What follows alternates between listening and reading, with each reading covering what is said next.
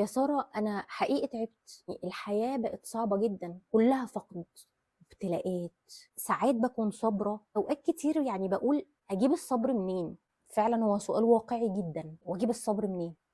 الزمن بقى صعب جدا، الابتلاءات كتير جدا. احنا طبيعتنا كبشر ربنا سبحانه وتعالى ما خلقش عندنا اوبشن ان قبل ما احس ان هيحصل فقد او وقت الابتلاءات او وقت الشده مفيش عندي زرار افعل نظام الصبر فتم تفعيل نظام الصبر بنجاح. مفيش الكلام ده. ولكن انا علشان اقدر اصبر على صعوبه الحياه وصعوبه وقسوه الفقد والابتلاءات، انا لازم اهيئ نفسي للصبر ده من بدري جدا. ربنا سبحانه وتعالى من لطفه ورحمته بالعباد قال في سورة الكهف عن صفات ناس احنا المفروض نلازمهم ويكونوا صحبة لينا، لان هم هيعينونا في الحياة دي.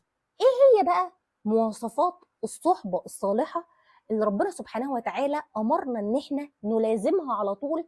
هي دي اللي هتخلينا نقدر نفعل جوانا من بدري نظام الصبر، ان الدنيا ما تقعدش تاخدنا وتودينا وتجيبنا.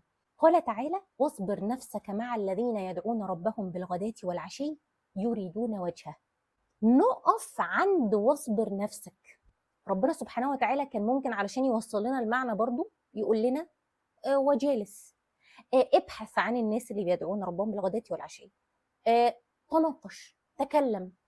ولكن ربنا سبحانه وتعالى عالم بحالنا، هو اللي خلقنا. ربنا عارف ان مجالسة الناس اللي بيدعوا ربهم بالغداة والعشي صعبة على البني آدم، عكس هواه. محتاجة مجاهدة شديدة، محتاجة صبر شديد، محتاجة عزيمة وإرادة. دي اللي انت تلازمهم على طول، دول لازم يكون من جواهم هم بيعملوا كده لا رياء ولا سمعة، هم عاملينه خالص لوجه الله. وتكملة ربنا بيقول ايه؟ ولا تعد عيناك عنهم. يعني ايه؟ عارفين يعني ايه ولا تعد عيناك عنهم؟ يعني ما توربش، ما تلتفتش، ما تبربش، انت تركز معاهم هم بس كأنك عامل كده. تصوروا كده قد ايه الناس دي مهم جدا ان احنا نركز معاهم. قل ولا تعد عيناك عنهم تريد زينة الحياة الدنيا. اول بقى ما هتبعد عن الناس دي هتلاقي بقى فتن وناس الحياة لهياهم، وهتتشغل عن ربنا وعن طريق ربنا. فما تبربش، خليك معاهم.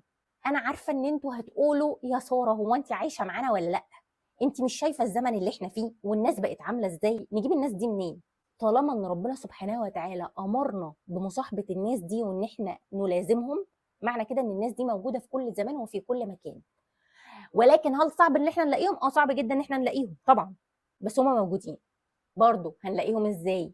اولا ما ينفعش ان احنا نيجي نقول يا رب انا بدور على صحبة صالحة تعني على الدنيا وابتلاءاتها وفقدها وصعوباتها، وانا في طريق تاني خالص رايحه ادور على الصحبه الصالحه مثلا في مكان فيه رقص وشرب وغنى وعري والكلام ده. اكيد منين طيب؟ فاحنا محتاجين الاول ان احنا نعيد تفكيرنا، نظبط بوصلتنا، نعدل طريقنا احنا الاول، وننوي يا رب انا نيتي ان انا استقيم على قد ما اقدر يا رب عني، ويا رب انا بدور على صحبه صالحه، يا رب اهديني ليهم. وبنركز بقى يا جماعه في الرسائل اللي بتجيلنا من ربنا. يعني مثلا تبقي قاعده في النادي تلاقي واحده جايه بتقول لك ايه، شوفي الفيديو ده عجبني قوي، وتقعدي تتكلمي معاها تلاقي ان هي صاحبه علم، وبعد كده تلاقي ان انتوا ضربتوا صحوبيه وعرفتك على اصحابها وبقت صحبه صالحه.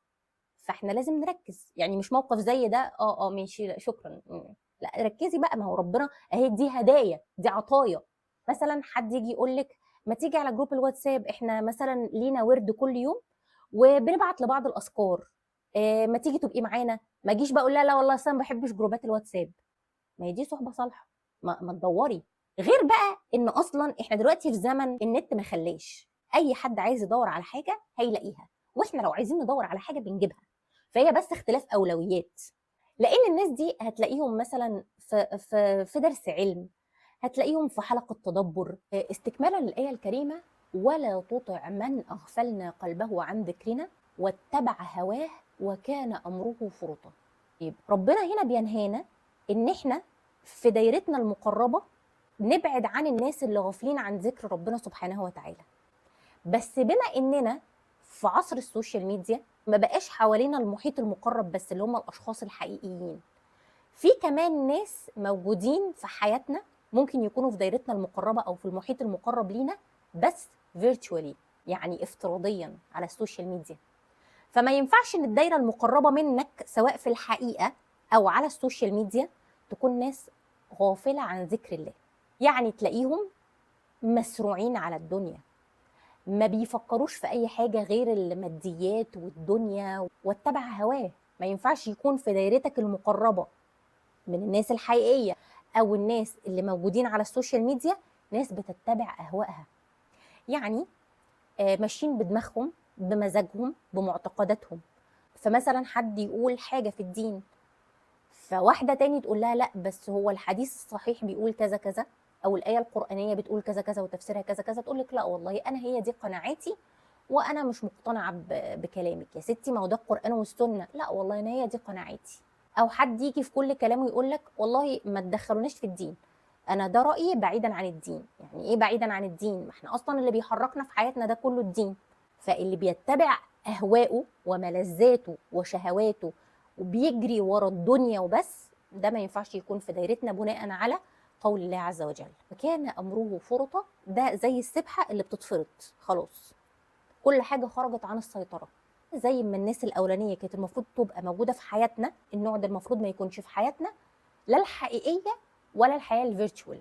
وجود الصحبه الصالحه بيفرق جدا، والا ما كانش ربنا سبحانه وتعالى امرنا في الايه الكريمه في سوره الكهف، والا ما كانش الرسول عليه الصلاه والسلام يقول لنا مرء على دين خليله فلينظر احدكم من يخالل. ولو كان الانسان عادي يعني الاصدقاء ما يفرقوش معاه، ما كانش الرسول عليه الصلاه والسلام هو اعظم الخلق كان ليه صحبه وكان ليه اصدقاء، وكان اكتر صديق مقرب الى قلبه سيدنا ابو بكر الصديق رضي الله عنه. فهي الصحبه بتفرق جدا.